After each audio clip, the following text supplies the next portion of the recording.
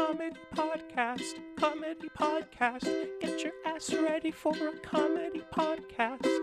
About roadway deaths. About roadway deaths. About roadway deaths. About roadway deaths. Comedy podcast. Comedy podcast. A certified motherfucking comedy podcast. About roadway deaths. About roadway deaths. About roadway deaths. About roadway deaths. Get yourself together. It's a certified fucking good time. Yeah. Welcome back. It's been almost 2 months. Almost 2 months since our last podcast. That's unacceptable. I know. And I want to apologize to the fine folks who've supported us through thick and thin, through lean and mean times. Indeed. I know that there are a lot of people out there that saw this episode pop up on their feed and got super excited. And I just want to say thank you. And to those of you that have reached out, thank you so much for encouraging us. It's been a roller coaster couple months in the world, as you all know. And it's been a roller coaster in our lives as well. But podcast comes first. Yeah, fucking A. I mean, we bombed Iran. Well, you bombed Iran. Who bombed Iran? I know Israel bombed Iran. Did we bomb Iran? Yeah. A little bit? Yeah. I haven't been paying too much attention to the news. I got fired. Yeah. So, yeah, listeners, I got fired. Yep. Big gumbo, no more. On the form, the form that said why I was getting fired, they had checked the box that says insubordination and the box that said disrespect. So They also I was fired for they also checked insubordination and disrespect. They also checked the box that said juicy bussy. Yeah, juiciest bussy.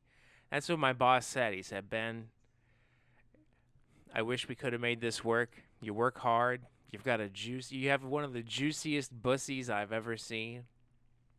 I've ever had the pleasure of getting in. What are the kids calling it these days? Glazing.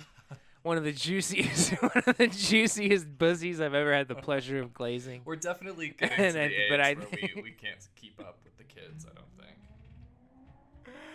But we're gonna have to part ways.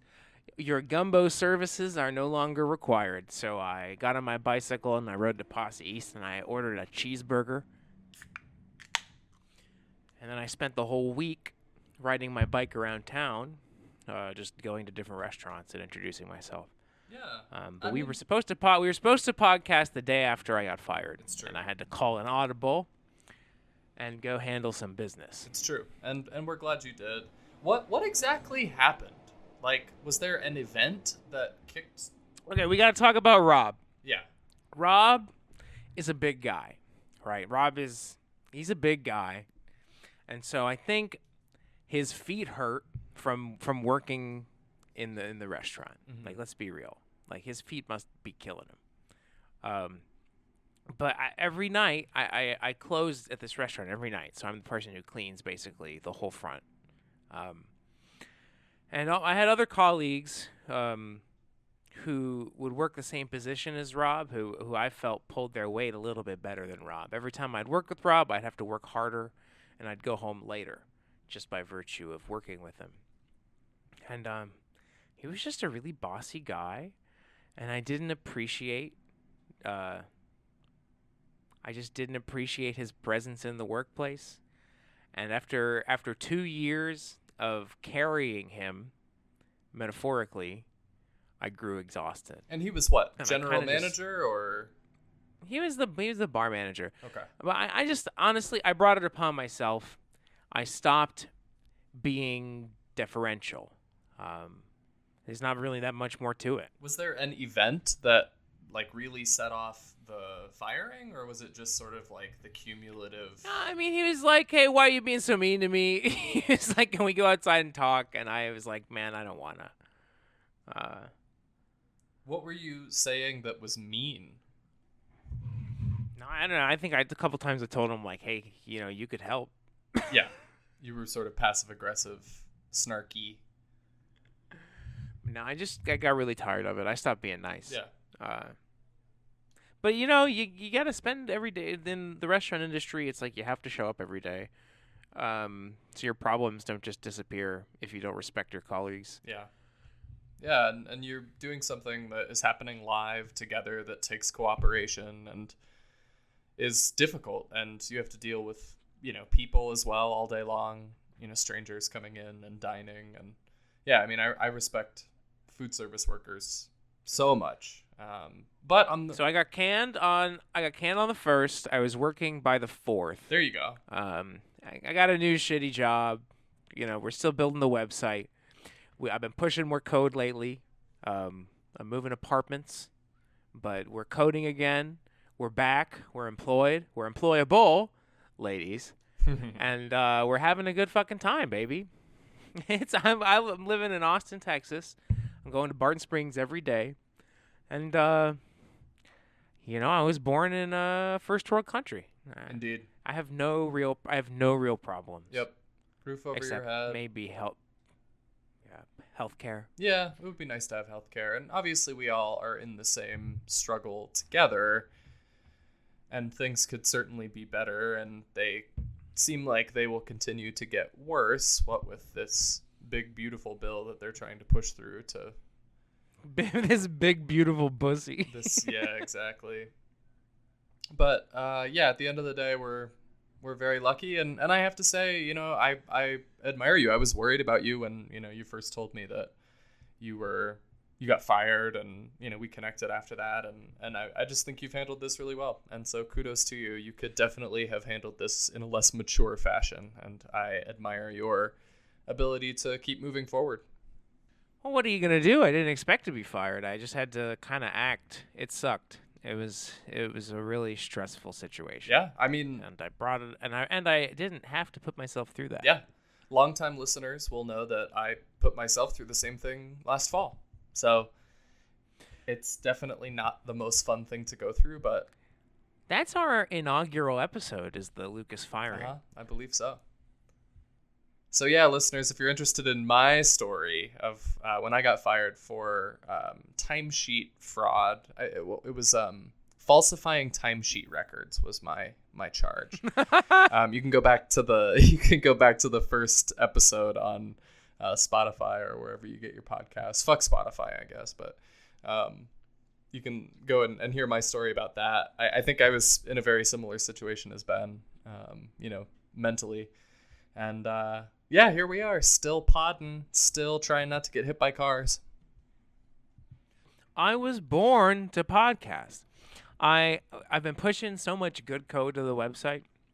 So someone from Seattle reached out to me, and they were like, "Hey, man, I'm trying to do a project relating to all the bike deaths in King County, the county that Seattle is in.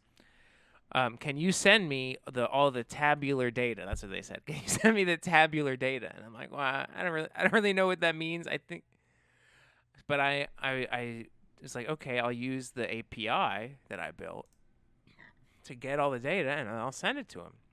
And so then I tried to use my shitty fucking website to get the data, and it basically completely broke it. And so I had to start fixing certain things. That's a good challenge. Yeah. I fixed enough to get him the data. And then I realized that I could write a little script that calls the website for each crash. And so I actually tested all 1 million crashes and serving every piece of data related to those crashes. Wow. So the website it's looking robust. We have some design tweaks we need to make if we want to really make it look nice, but some actually really significant improvements to the quality control as of late. It's just kind of boring, but it's important. So, do you have anything that you wanted to bring up? Because I shared a doc in the chat. Did you? I really don't. I have been really focused on work. I finished writing a play. I have been working on my mental health, and that has really sort of taken most of my time. I really haven't dove in too much on transportation related content. I'm excited to kind of return to it, so I'm excited to see what you have. Let me pull up what you sent. Okay, so I have a couple links, just some funny links from the week, some funny car crash deaths links from the week. And then I ran like 6 or 7 queries on the database. Basically, like, what's the deadliest crash in the database? Like, what's the most cyclists who've been hit at the same time, like by one car? So we can poke around in some of those. Like, I just copied out all the crash IDs, so we can, like, for the most fatal ones, we can just go look at the report. Oh my God. I'm looking at some of the numbers. And I wonder, listener, before we share, hold in your head before we share, how many fatalities do you think happened in the most fatal crash in the database? I think. Okay, well, it's a funny crash. It's not even. You might not even call it a crash. Okay, 2005. As much as you'd call it a limousine fire. But it's a big one. Yeah, it's a doozy. Yeah. But that is interesting. Think about the upper bound, right? So if you have 21 years of data and the upper bound is this number, it's like, that's why none of this ever gets any press, because these, like, the biggest mass casualty incident is a 20K. But a plane crash is like crazy. That's like not even, how many 9/11s is 20? 23. Yeah, it's under 1% of a 9/11. It's two thirds of a percent. So yeah, 23 people in that limousine fire. Yeah. Is it the crazy limo crash link? Yes, it is. That is the article I found on it. No, this is a 2018. Oh, we're looking at different links, because I'm looking at the Scholarly limousine crash, which was in 2018 and killed 20 people.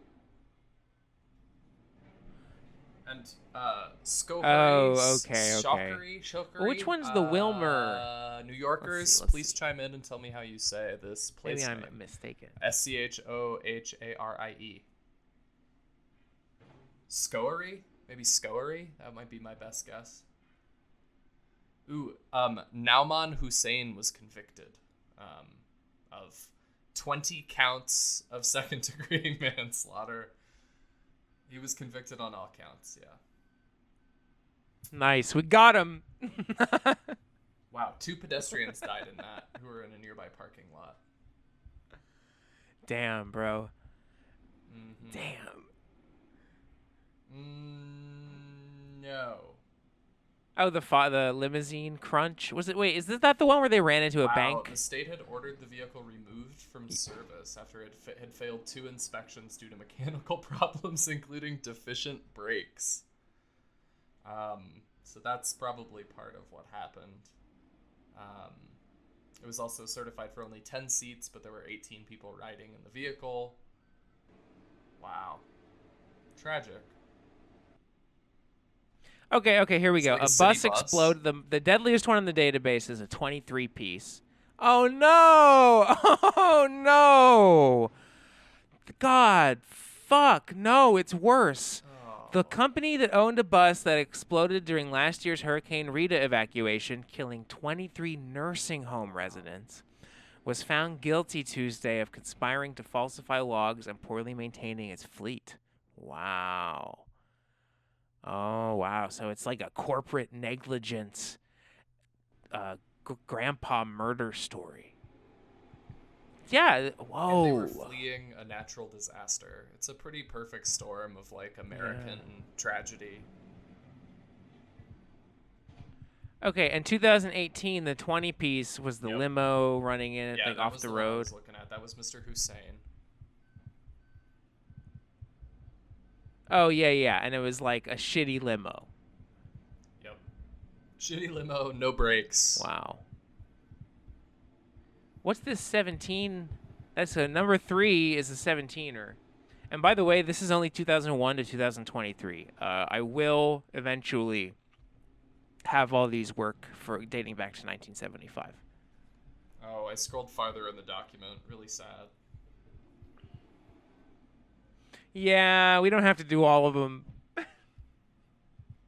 I mean, this is extremely compelling data, but we are a comedy podcast, so I want to make sure that we stay on track. 17. Okay. Okay, this is also a bus. Damn. So Sherman bus crash 2008. That's what we're gonna Google. These are all in Texas. Wow, 18 bicycles hit in a single crash in 2023. Yeah, baby. High score. What the fuck? The Sherman, Texas bus accident occurred when a bus chartered by Vietnamese pilgrims crashed in Texas on Friday, 8th August Wait, 2008. Vietnamese Killing pilgrims? 17 pilgrims. It says Where pilgrims. were they? Killing Where at were they least going? 17 people. I don't fucking know. I don't know what the fuck that means. The bus, carrying 55 people, drove off an overpass shortly after midnight and crashed near the town of Sherman, Texas. Wow. Some people said it was a blown tire. The bus was one of 3 buses carrying Vietnamese Catholics on their way to the annual Marian Days celebration in Carthage, Missouri, in honor of the Virgin Mary. Wow. I guess they didn't pray hard enough. The bus owner was identified as Iguala Bus Mex Incorporated. That's a real blow for Catholicism in terms of its protective force. What the fuck? This is also sad. It does say Asian on all the... At least they got that right. So something that's come up. I've had a few conversations with people who've worked a little more closely with this data set than I have. And something that's come up is that it turns out that there may or may not be some data integrity issues with the data that NHTSA publishes. Well, sure. So they have to comb through police reports, ambulance records. They have to comb through like state transportation systems, and they have to get all this information from 50 different states, and they have to process it into uniform information, like into their own tables. And so while it's not exactly that complicated, it's really hard to do in a reliable, it's essentially impossible to do in a consistent manner across all of these disparate information systems. Yeah. And so there's some concern that the data set itself might be somewhat of an undercount. By how much?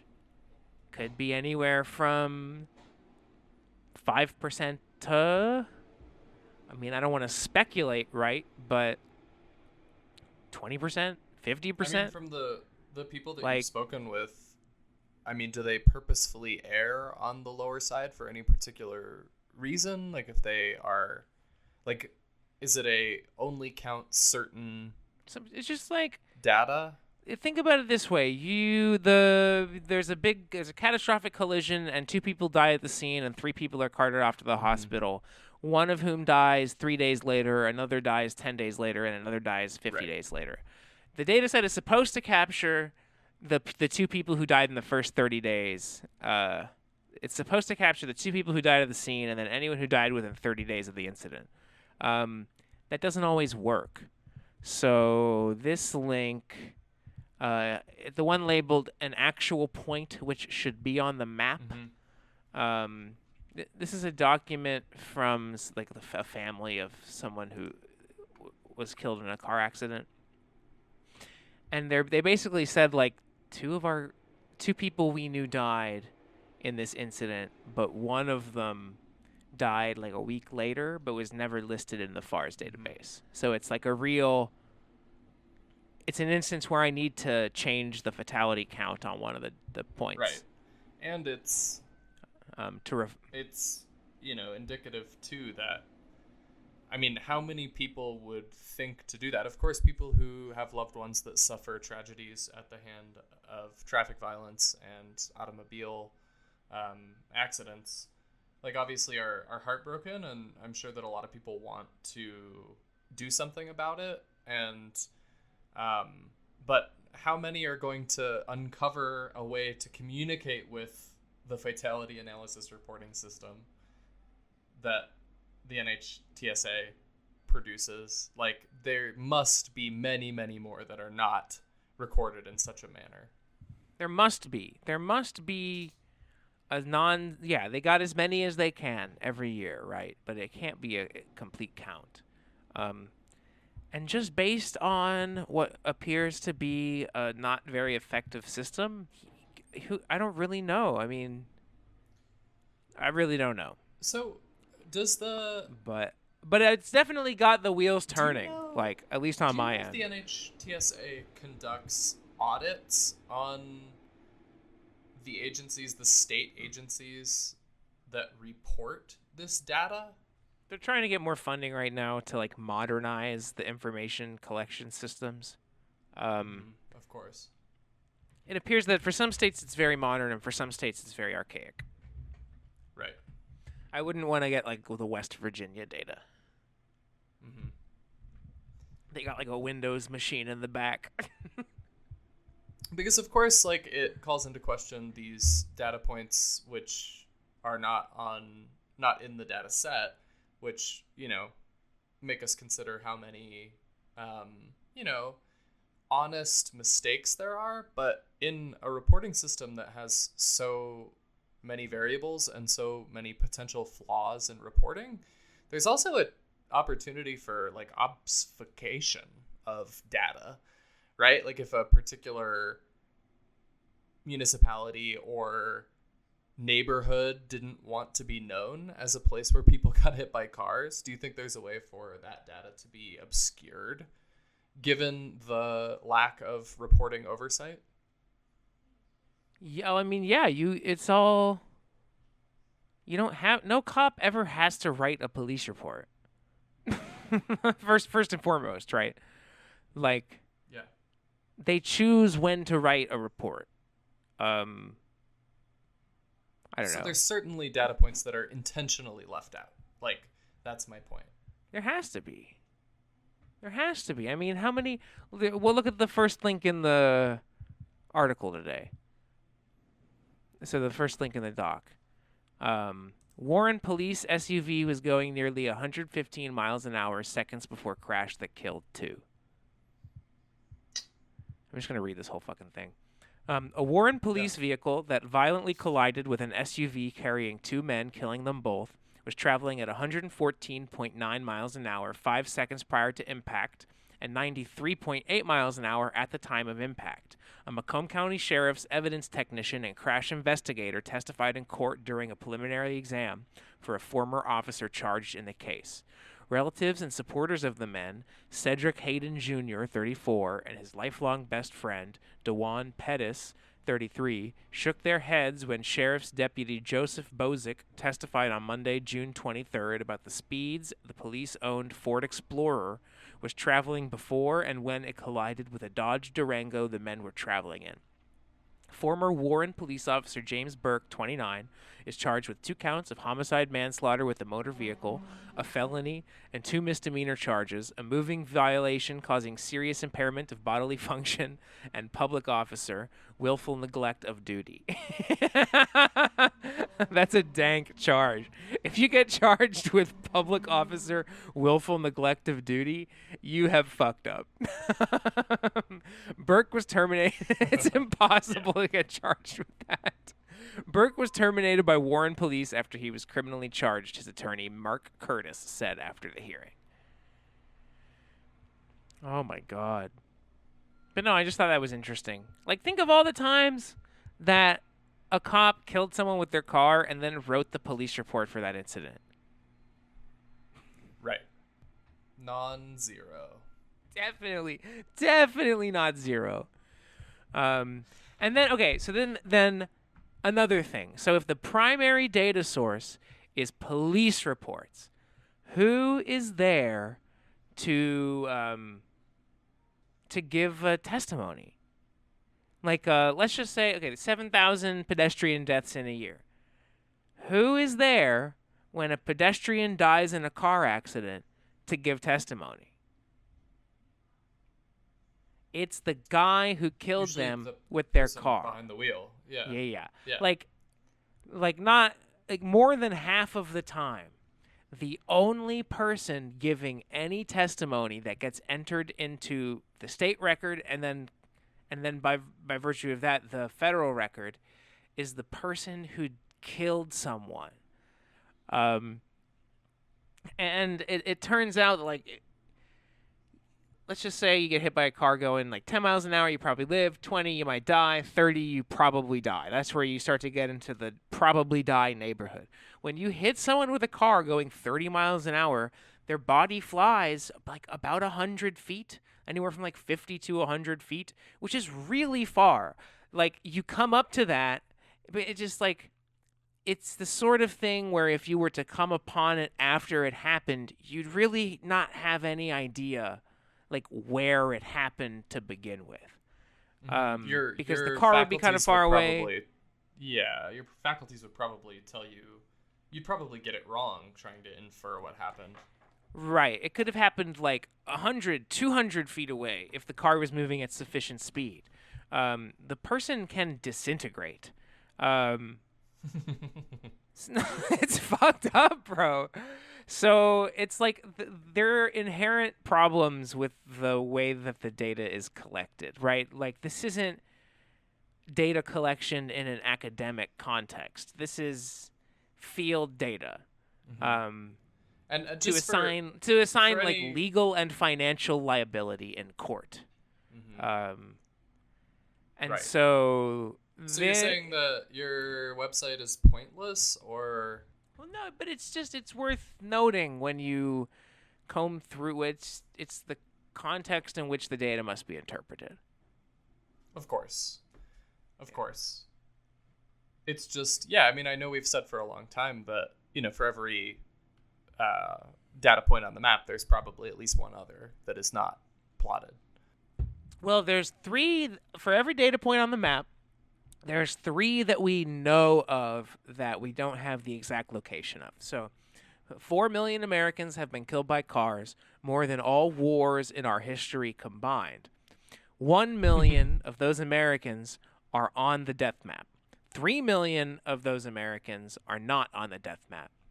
For each of the 4 million Americans who has been killed by an automobile, there's something in the neighborhood of 3 to 10 people who have been injured, and I'm not talking like tapped. I'm talking like disabled by a car.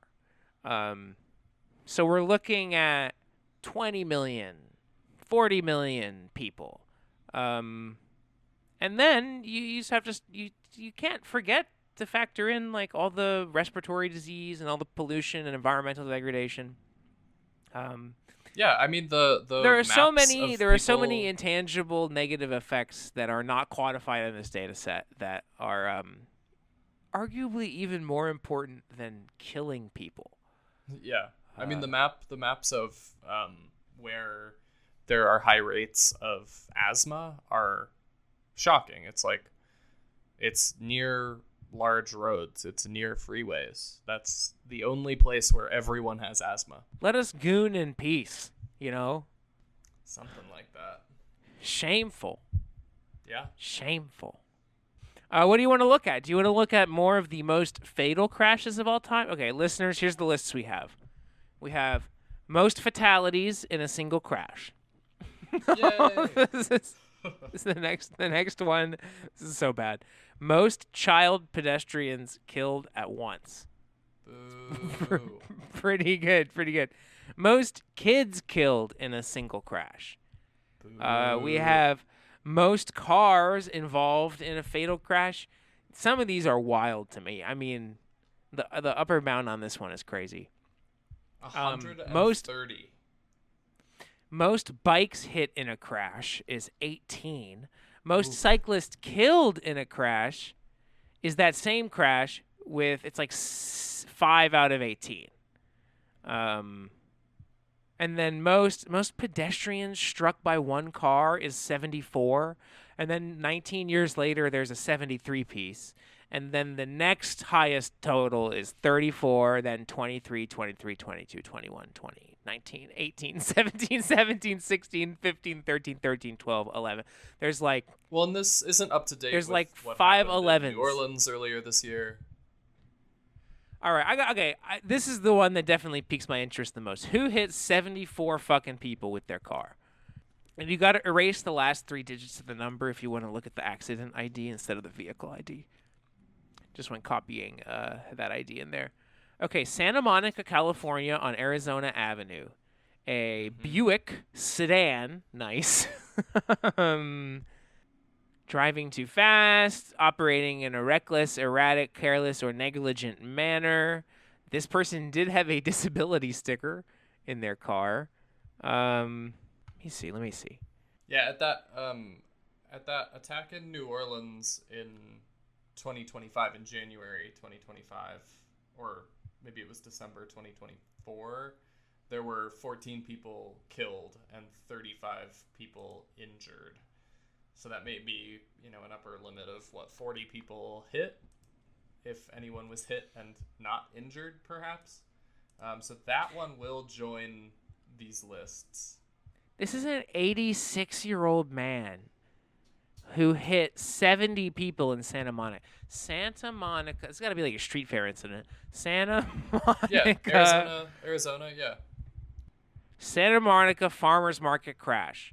On the afternoon of July 16th, 2003, George Weller, then age 86, drove his 1992 Buick LeSabre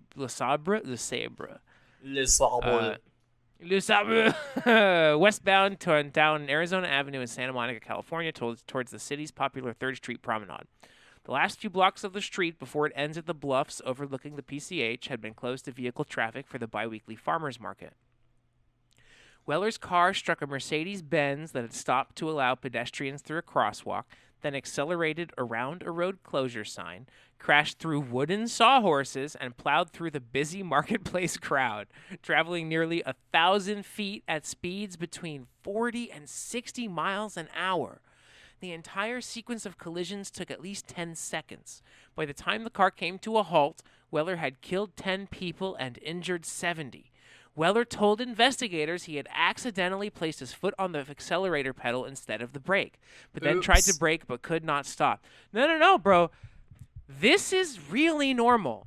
This is like a major epiphany of the Roadway Report project, is that this happens so often. It's one of those things sort of like pedestrian deaths on the freeway. It's like, oh, it's actually like 5% of traffic deaths. It's like a really big number for some reason. Is people mixing up the pedals. I mean, they are right next to each other. Yeah.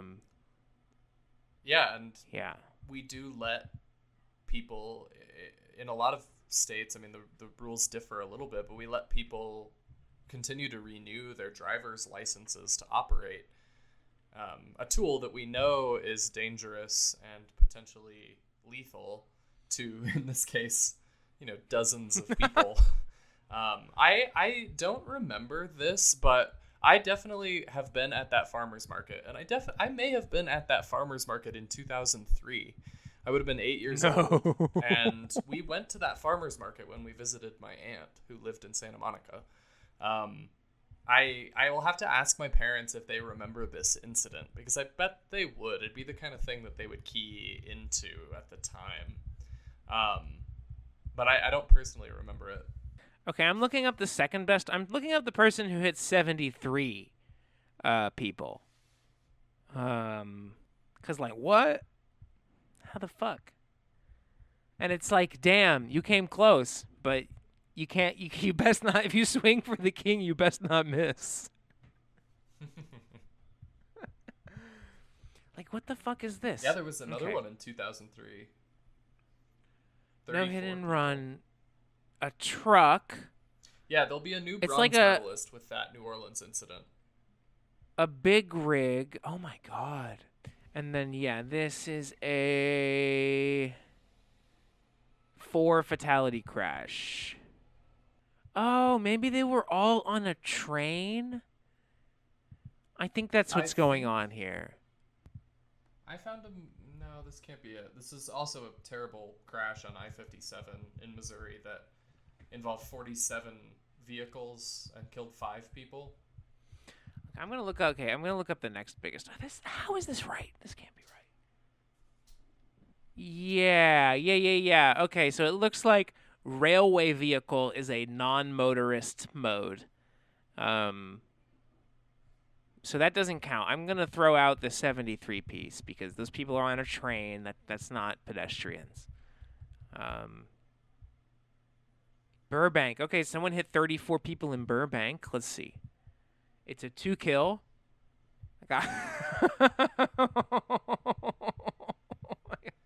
It's really unsurprising, and I feel like something that LA should wear as a badge that they appear at the top of this list. 2003 Burbank. Here we go. Look, there's this one gets a NTSB PDF write up. Collision between Metrolink train 210 and 4 crew cab stake bed truck at highway rail grade crossing, Burbank, California, January 6, 2003. That's a good car crash when you get the NTSB on the case. Looks like he was drinking, but he hit 34 people with this car. Wow. How did he hit 34 people? Here we go. The driver of the pickup was killed. Okay. Oh, God. Yeah, man. I don't think people really comprehend these distances and the amount of energy. Like, people are always like, I thought I heard an explosion, and it's because the sheer amount of energy that happens when something gets hit at like 40 miles an hour is it's fucking insane. It just mentions that the truck that hit the train ended up like 1,000 feet from where the accident happened. Wow. And it hit 30 people. Yeah, people are so asleep too. I saw a post earlier today. Someone flipped a car over on Broadway here in Denver, and on Broadway it's a 3 to 4 lane one-way road.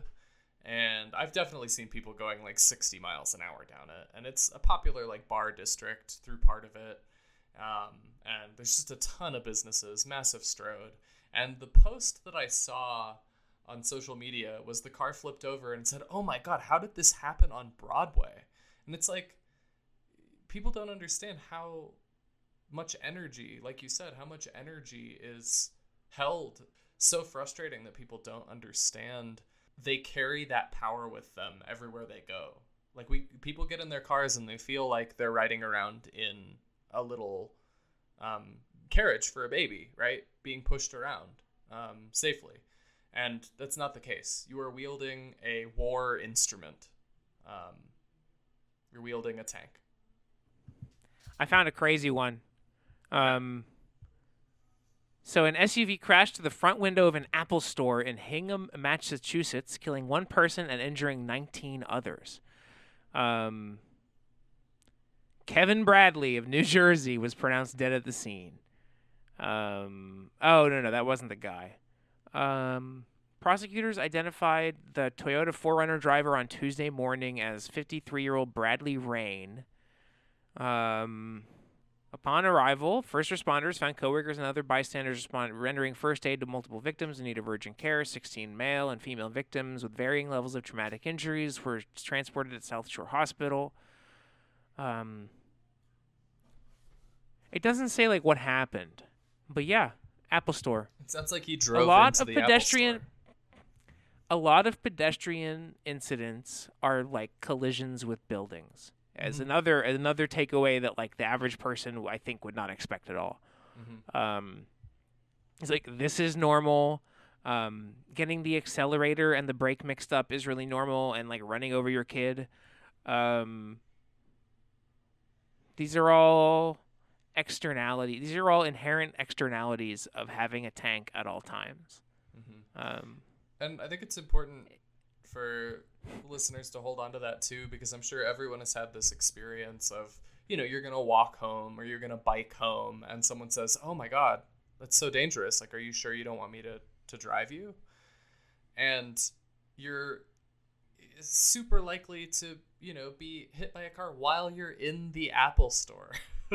There's a disproportionate number of accidents happening to pedestrians that are not engaging in any sort of reckless behavior. Like, that's what there's the pervasive messaging that pedestrians and cyclists get hit because they're bold and because they cross where cars belong.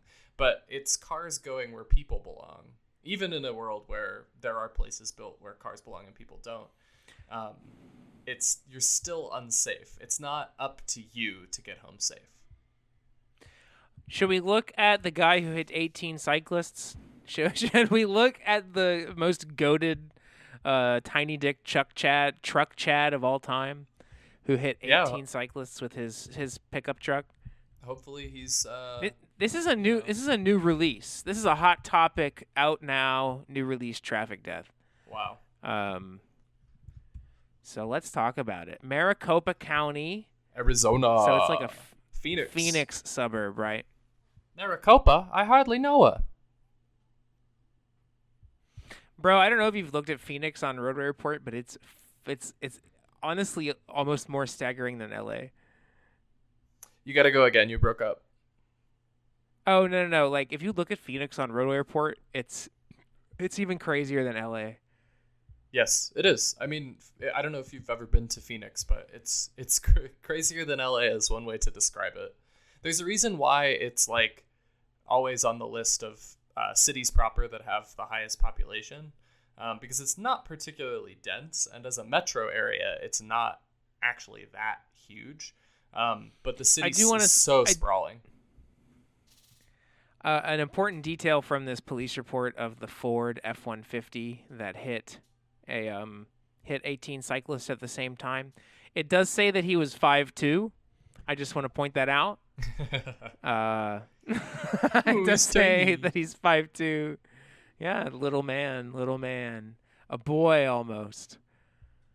What you might call a young boy.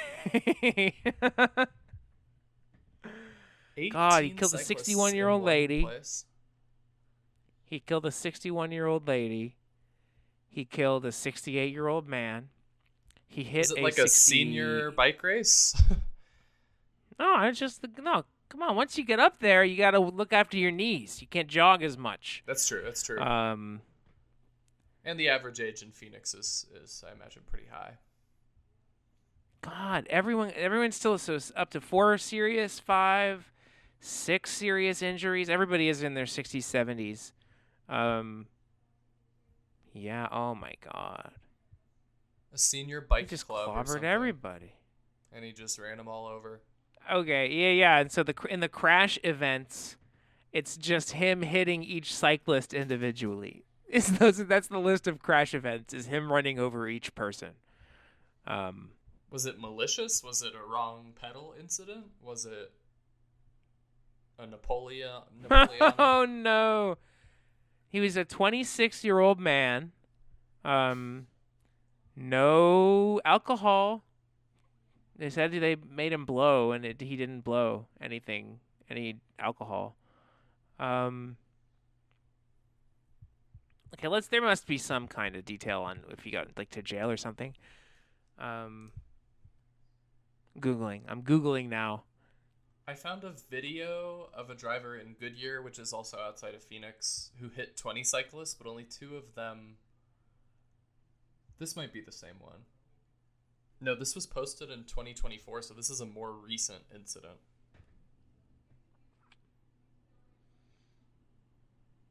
Wait, February 25th, 2023, is that the one we're looking at? Yeah, February 25th. Yep, okay, I've got the video. But my computer hates news websites. That's for sure. He said that he lost control of the car.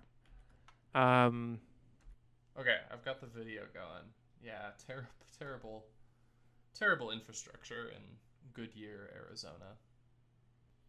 There's a certain bitterness to a car crash that killed cyclists in a place called Goodyear. Yeah, just kind of sad. It says that, like, based on the skid marks, he was going at least 40, which is, like, not irresponsible, right? No, and it's a big open road. It's not like a densely populated area. He told police that his steering locked, but the NTSB report No, I mean, that fucking checks out. Like, said that it didn't. said that, yeah, no, there were no Look, he could have problems. just killed them on purpose. People do hate cyclists. They got like the body cam footage of him being interviewed. The officer's interrogating, do you know if they were in the bike lane? Were they in the bike lane? Yeah, they were in the bike lane, Yeah, fuck your bike lane. Fuck the bike lane. Ride in the fucking street. Take the lane. If anyone tries to kill you, shoot them. Pretty much. We're done. We're done taking shit. The gooners are taking the streets. He's like crying The feds won't stop us. in the video. He's like really distraught that he killed these people. Or at least acting like it. Yeah, I mean, dude, honestly, most of these incidents are actually accidents.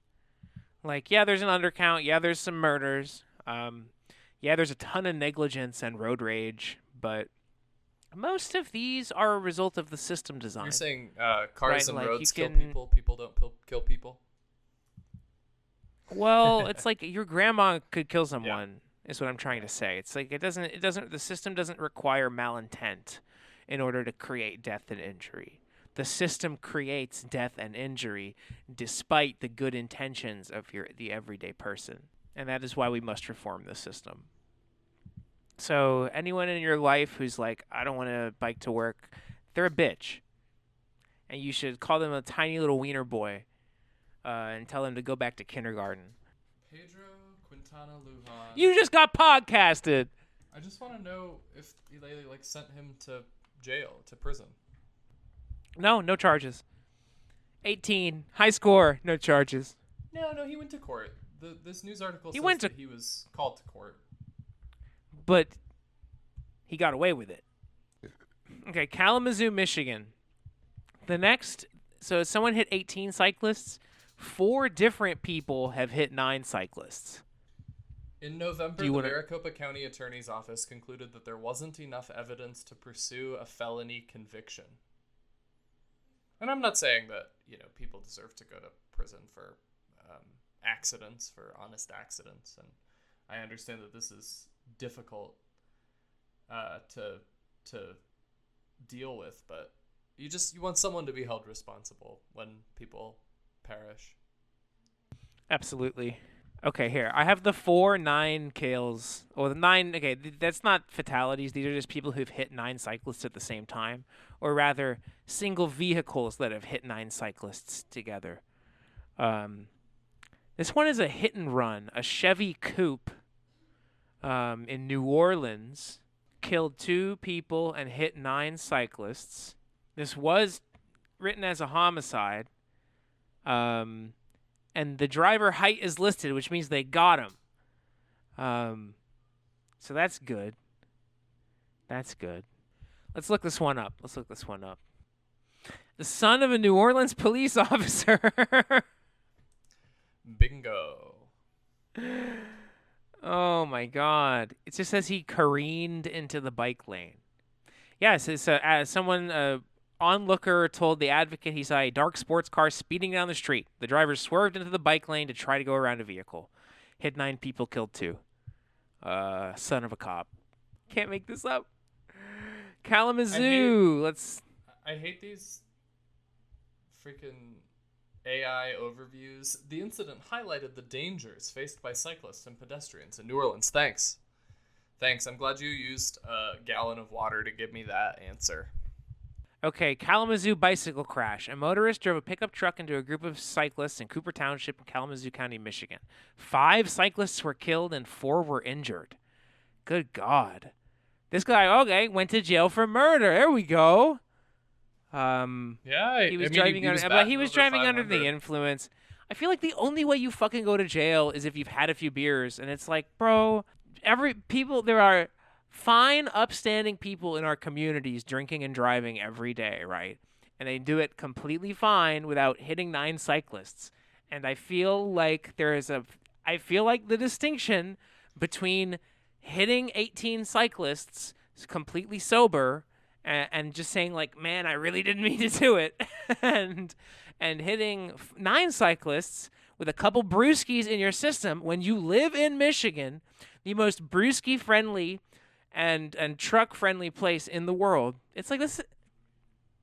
Do you know what I'm getting at? Yeah, no, I mean it's definitely ill-advised to operate a large machine when you are under the influence of drugs and alcohol. However, we have been bombarded with constant messaging our entire lives about the fact that drinking and driving is the evil. It's the drinking and the driving at the same time that is the evil. And yet, we continue to see more and more traffic fatalities and more traffic violence. Like, the numbers are going in the wrong direction. So clearly it's not going to solve the problem. Like, making another PSA about drinking and driving is not going to solve our traffic violence epidemic.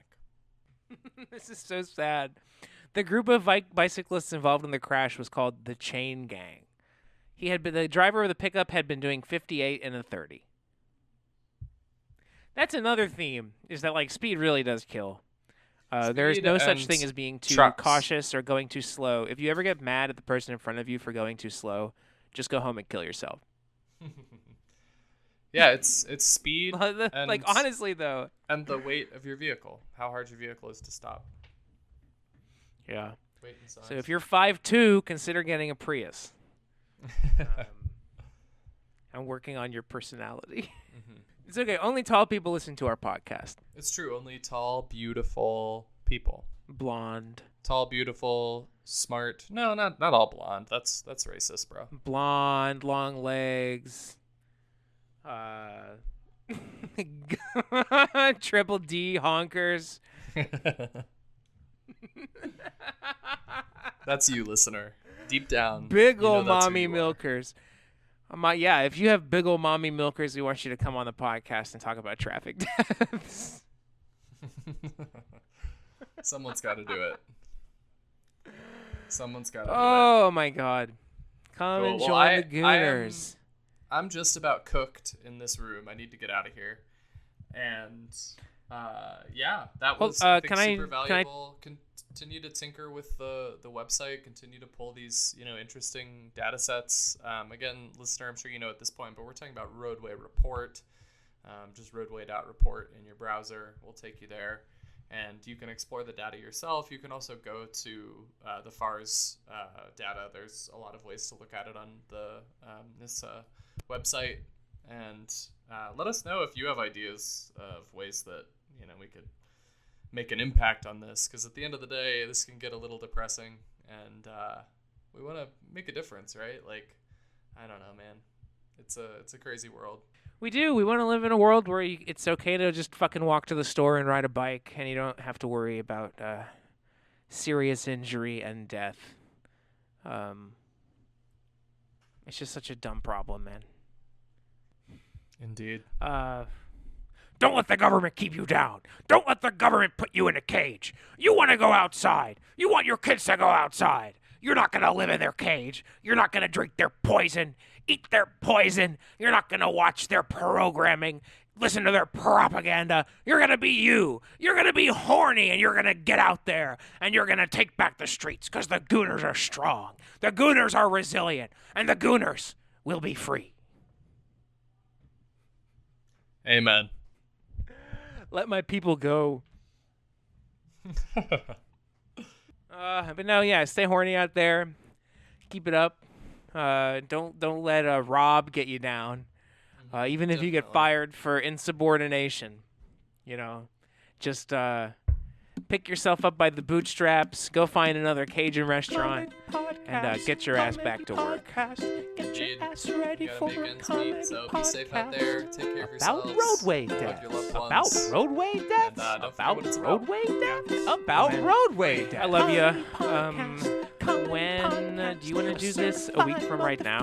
Comedy podcast about roadway deaths. About roadway deaths. About roadway deaths. About roadway deaths. Get yourself together, it's a certified fucking good time. Yeah!